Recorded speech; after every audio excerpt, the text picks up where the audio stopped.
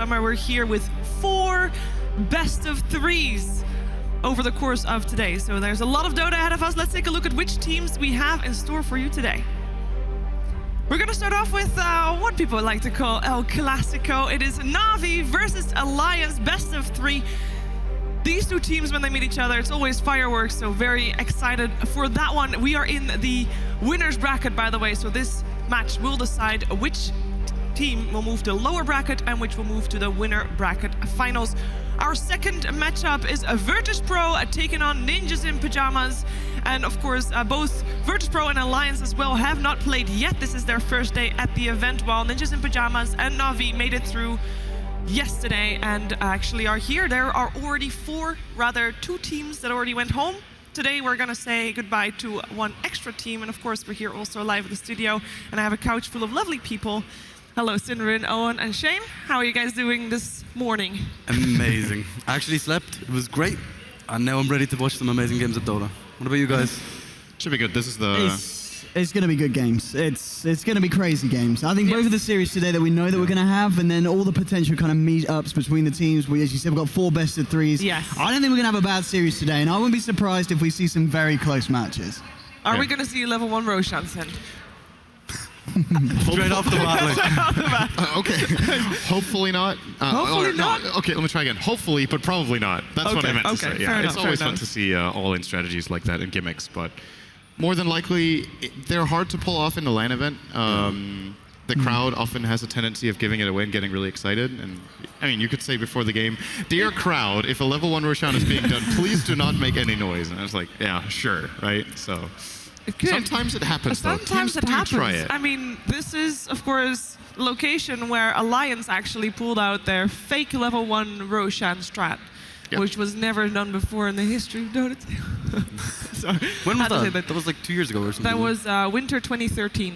Okay. Totally knew that. But I mean, you could technically play on the audience and just you use their expectation that you're going Rosh to fake out the enemy team. Like the fake Roshan plays are actually easier to do on LAN than the actual Roshan ones. So maybe Alliance try to pull that out again. I would be happy to see it, but like you said, the chances are maybe pretty low. Of course, I mean, I just said we already said goodbye to 2 teams yesterday. We had 5 matches yesterday. What was your favorite moment of yesterday's games? That one. That one. I think that was Dendy's Shadow Fiend game. I'm pretty sure at the end of that. He played amazingly. Like, honestly, Suniko and art style. It's so cool to see how art style doesn't even... Ice cold killer. Yeah, he just killed someone. He used Winter's Curse. He just killed Arrow. I was like, what? Oh, no! Oh, art style, please! And then, Funny's just like... Classic, standard, yeah, enjoying it. High five, fantastic game there, lads. And is that actually what they're saying? That's exactly how Dendy sounds, in fact. Well, we talked to Dendy yesterday, actually, and I think the game that we just saw, the highlight of, was the game where we talked to him afterwards. He's like, we just go. We just run at them and kill them, and then and the team gets those kind of reactions. They're just like screaming at each other. There's like all emotions and that kind of stuff. It's not difficult to believe when you see how they play. That they're just like, we just go. Like, they're probably just calling this target, and then someone else calls that target. They're just like, all right, whatever. I'll just use my spells on one of the targets. We'll see what we can make out of it. And they draft around it too. That's the other thing. They're actually really good at putting together drafts that are extremely good at taking chaotic fights. So I mean, that's a really good thing for them, is that they're drafting for their Dota identity, if you will. They're really playing to their own strengths. So. Maybe also easy to figure out if that is the case. You think so? If you know that a team is going to fight, it's kind of predictable, right? That's true. That is definitely true. Okay, so yesterday, biggest surprise. What did we think? Like, what were we not expecting to happen, and actually happened? Well, I've got to say, I think basically Unknown's performance. I think a lot of people didn't expect them to do, well, obviously they didn't win anything, but they gave the teams a good run for their money. I mean, it took NIP, the longest match of the day? 60 minutes to bring them down. So I think a lot of people are going to be like, okay, basically Unknown played pretty well, but at the same time, even though NIP struggled in that match, I think overall NIP have been looking very strong. I mean, Jonas found, for me, one of his performances, bringing out heroes like the Legion Commander coming out of nowhere, and then we're seeing the Pucks, of course, his standard axe. He's a very very exciting to player to watch. Now, I think that's why I'm very hyped for NIP versus good old VP, because VP as well, crazy CIS action, and we know how good VP are. They can be absolutely insane at the best of times. And they can VP versus NIP, because NIP, they're going to have the home crowd here. They're going to have a lot of people cheering them on. But I think that one's going to be just as close, if not closer, than Alliance versus Na'Vi. Well, you just said it. We have 4 matches today, 4 best of 3s. And with the first 2 series, we know who's going to face who. And after that, it's like in the air. Anything can happen. Any matchup that we're really looking forward to, I'm already going to put it out there. I'm really hoping that no matter if it's in the lower bracket or in the upper bracket, I want Alliance to face Ninjas in Pajamas. You mentioned home crowds. I mean, that's going to be a really exciting match to see. They won't know who to cheer for. Yeah, well, they just cheer all the time. They're just cheering all the time. We're losing. We talked to Isola yesterday, which is a manager of NIP, and we asked him, which team do you think the crowd favors if it is indeed Alliance versus NIP? And he's like, hands down, NIP. He was not even. He didn't flinch. It's just NIP. He was sure about that. Yes. But wait, this was the NIP manager? Yes. No bias. No, he made a good argument too, though, because obviously CSGO is very big here too, and CSGO has a NIP team as well, which is also doing really well and has a big, massive following. So. But then on the other hand, you can say, as far as history goes in Dota 2, if there's some long-time fans, Alliance are clearly the longest lasting, with the longest. True. The longest playing Swedish stars, I think. Loda and Ake are the 2 oldest competitive players from Sweden in Dota 2, so they've got to have a big fan base here. So who do you think is going to be having the bigger fan base? I think Alliance. Alliance, I agree would as be well. my guess. Yeah. Oh, that's tell that to NIP's manager. All the fans that are into both CS:GO and Dota will probably cheer for the organization to an extent, but I don't know how big a part of the audience that is. So. Fair enough. We'll see.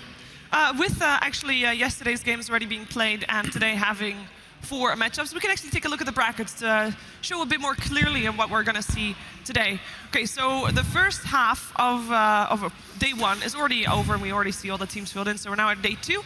We have got a total of 4 series, and that means that we're first going to have Alliance versus Na'Vi, then Virtus.pro versus Ninjas in Pajamas, then the winners bracket finals, and then the lower bracket finals. And each one of these series is best of 3. And then you see there's 2 matches left for tomorrow, which are both going to be best of 5.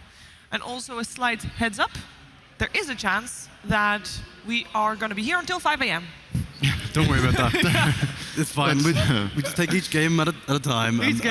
See where we end up. That's fine. I mean, it should be a really good series. If it is going to be, if we are going to be here until 5 a.m., that means that the games that we are going to see today are very even and very exciting. So it's possible that some of the teams here right now will be here until 5 a.m. Yes. Oh. RIP. Hope they had a good night's sleep. Yes. Because we saw yesterday, like Ninjas in Pajamas, even though they played so long during the day, they still managed to kind of pull it off. Yeah. They had were a few, so tired. Yeah, like you could see in their face, like they had a few like simple mistakes that you just never see in a game just because of how tired they were. Like so. Accidentally killing yourself with a bloodstone. Yeah, it's not great. It happens. A little bit. Sometimes. I've done it a few times. I don't think that's anything you should go by though. True. So Alliance versus ranked. Just good. Alliance versus Na'Vi is our first series. Let's take a closer look at Alliance. We actually have them sitting on stage, so we can actually look real close if we want to. Because the zoom on these cameras is pretty good, and we can see them sitting on stage. So PyCat is sitting on the far right side, and I mean, we already have a crowd gathering here. The Swedish crowd. I mean, they've got an excuse Frenchman in the midst, but I don't think the Swedish crowd is faced by that. They'll excuse him. Yes, they'll allow him to be Swedish for this event. Loda's got some fans here. He's got a few fans there, yeah. All right, remember that volume, and then we'll see when NIP plays if they reach that. Okay. But I mean, that's kind of, I'm not sure if we can compare it that way because we're like slightly early and perhaps people are still sleeping. There we go. They like the Frenchman. He is accepted as one of the Swedes, for sure. Of course, the drafter for Alliance as well. Because ever since he joined, the team got such a kick. Him. Give it. That's right. We love it, okay. We love it. Flirting with the camera there. And the offliners always sitting at the inside. Inside. No, the man himself. On the at the left. offside? At the left. Is that true? Yeah, because on the other side, Funny is also on the left. Okay. And of course, Amor Bulldog also ready to start his first series of the tournament because this team has not been on stage yet. As mentioned, they made it top 2 in the group stage, and therefore got a free pass to day 2. And on the other side, they're going to go up against Navi. We have a Vost already sitting there. You can cheer for Navi too, guys. It's allowed. The Swedish bias. Slight bias. Yeah. And we keep saying this, but I'm going to say it again. I mean, this is a star in the making. Nice. He's very good. I mean, he deserves an applause. Yeah. Soneko has been playing very solidly in every match of Navi I've seen in the last few months. Yeah. He seems to always have like I want to say he has the highest bottom level. He seems to never really have an off game. Yeah, it's true. He's very consistent. Yeah. And very important to be that consistent as well, especially if you have a team that goes ham. You need to be able to support. We just had. Hang on. That's how you get the crowd to cheer. The banana guns. Of course, Dendi. We just saw Artstyle beforehand. Who, I can't remember how long it's been since he made his comeback into Navi, how many months it's been, but it seemed to help them out with getting out of their slump. They're getting definitely some better results with his drafting and leadership. So. He seems to be offering a bit of stability there as well. And of course, Phonic was sitting on the far left side, as offlaners apparently often sit on the far left side, at least in this tournament. And not really part in communicating with the team, they're just doing the thing. That's why I actually think that's the case. It's like the support's mid-player, maybe most important in terms of communication. The carry will farm away, it's fine. We'll just wait until he's done carrying, or done farming rather. And the offlaners, like, do your own thing. Usually put the drafter in the middle, like especially on LANs, it just makes it easier to even get eye contact with someone straight away and that kind of stuff. Yeah, both teams have the same setup, right? So Matt is in the middle for Navi, or sorry, for Alliance, and Artstyle in the middle. Yeah. And then Dendi was. No, wait. It's because Pikehead is sitting on the far right, and Havost is sitting on the far right for Navi, and then there is Loda next to Pikehead, between Pikehead and Mad. You could argue and that. And there's Soneko between Havost and Artstyle. You could argue that the Pikehead is kind of their carry. Like, he does get a lot of farm. He does get a lot of farm, actually. Now, there was actually a bit of a change between Alliance now and Alliance before Bulldog joined again.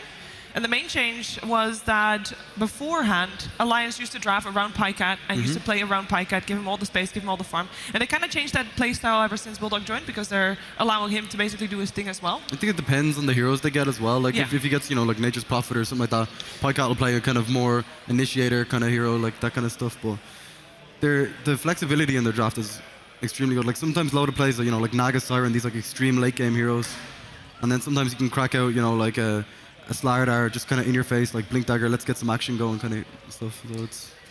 We can actually take a closer look at Alliance's statistics and see what their most picked and most banned against them heroes are. I want to guess Nature's Prophet.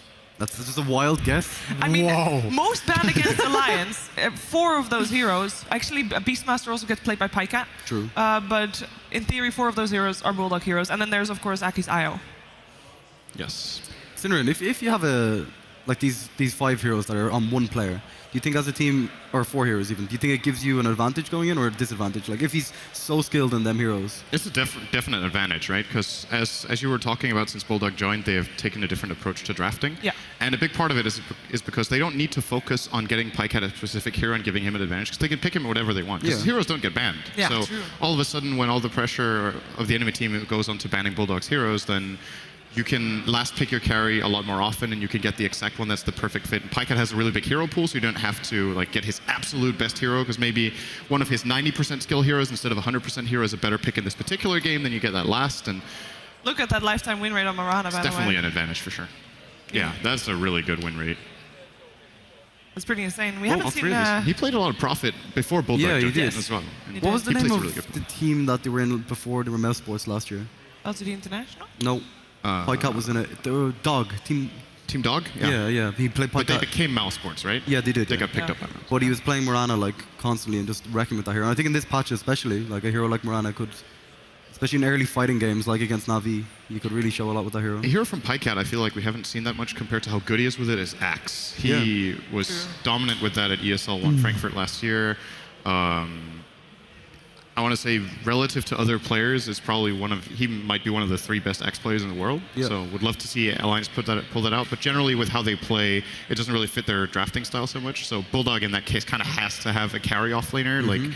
like the Prophet you said, or maybe a Lone Druid, something along those lines. But if he plays a Clockwork, they can't really get Clock and Axe. That's probably a little bit too early game. Overkill, maybe. Now we saw Alliance up against NIP at MLG and X Games, and they were in the finals. They played the best of 3 was the finals. They won 1 game, and the game that they won was an IO tiny game with a Bulldog on the Enigma. All his heroes were ran out, and he got Enigma, and they won. Are we going to see more Enigma this game, or this series? You think? They picked it for him twice. Yes, they did. Because the second time they did lose. Yeah. I don't know if it's one of those picks where they're like, we're going for this, and as long as it works, and then all right, we lost with Enigma. Maybe it's not a go-to. Like you generally shouldn't determine whether you want to. You shouldn't judge it based on 1 loss, right? They had a win and a loss, so I think if it's the right pick, they will definitely still pull that out for Bulldog, and it's just good to see him getting.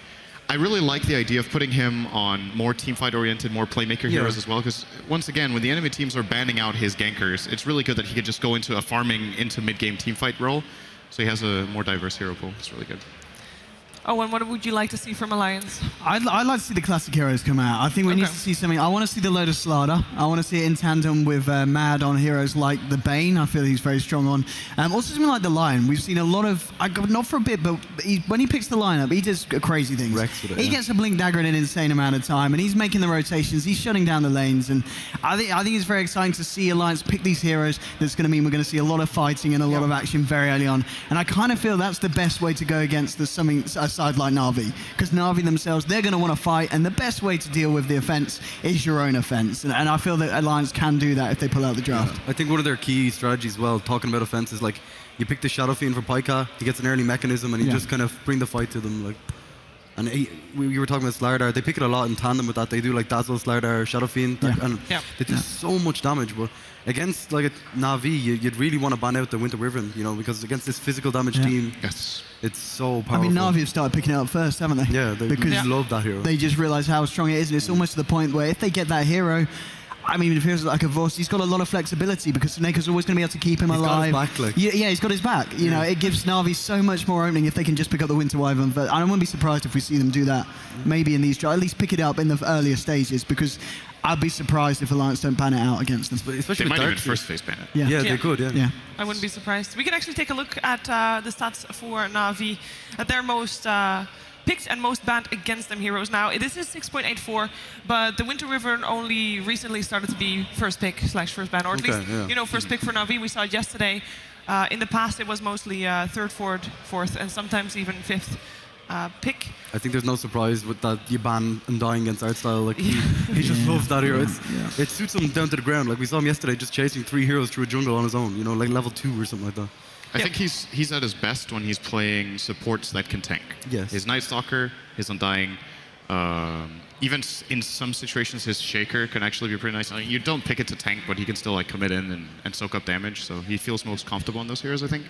In addition to, of course, his jungling, Enchantress and Chen are very good. And I want to point out, they were 8-2 with Shadow Demon, by the way. That's a really good score. 80% win rate with that hero. Both Suneko and Artstyle played very, very well. I think that's definitely a hero that's going to be hotly contested because Alliance love it too. Yeah, and one of those heroes as well. You mentioned it yesterday, I think, that Havos didn't used to play that much Leshrac, but he's really come to his own into playing Leshrac this patch. They have an 85% win rate this patch with that hero. So also, they were 6-1, right? Yes. Yeah, that's really good. So that is very scary. Maybe and Shadow Demon Lesh together, 140% win rate. It's insane. No, 167. You can't fail. You can't lose. You actually win like half of the next game. Stats. Yes, that's how they work. How do they work?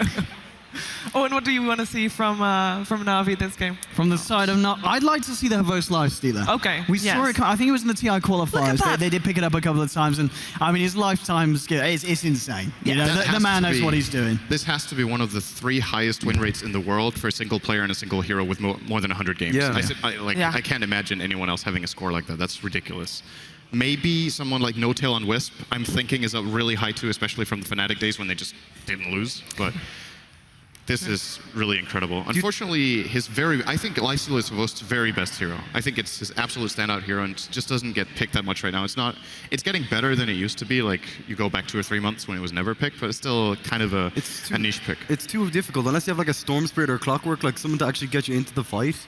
It's so easy to kite a Lifestealer, especially with everyone picking up like Shadow Demon, these Banes, that kind of stuff. Even Slardar, I think, is very good again. Winter Wyvern.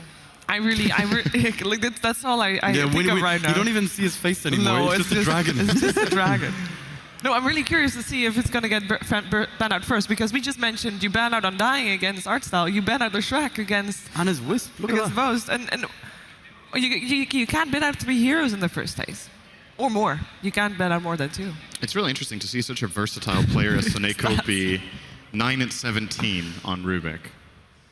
I feel like in the games I've seen from him, he's been really solid. Maybe they just don't play around it that well, or maybe the hero's just overrated. And but that's a pretty lifetime. low win rate. It's lifetime. Yeah, that is not true. all his hero. And which teams did he play in before Navi? He played PR. Yeah, right. Yes. And he stood in for loads of CIS teams. Like he was one of the players that just the man for hire, like. Yes.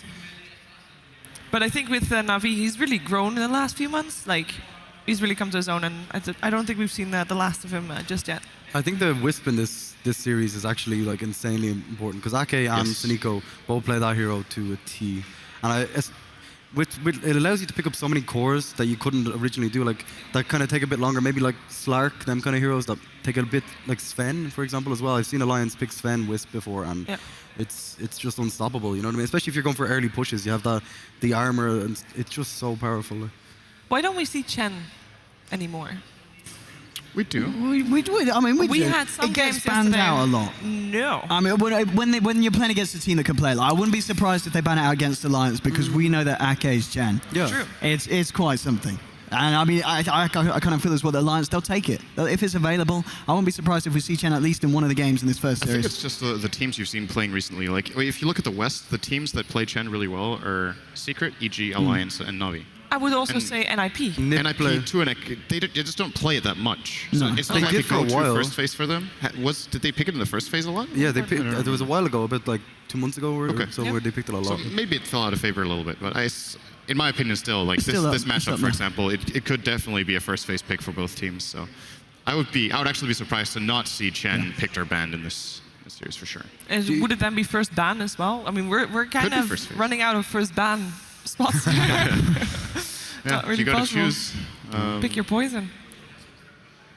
The thing about giving away Chen in the first phase is that some teams are really good at dealing with the Chen because they have a lot of experience playing with it themselves. We've seen bounty hunters be very effective. We've also seen bounty hunters fail. You need to play it in the right way with the counter jungling and making sure that even if Chen just gives up on the jungle and goes to the lane, you can... plus 100 games played.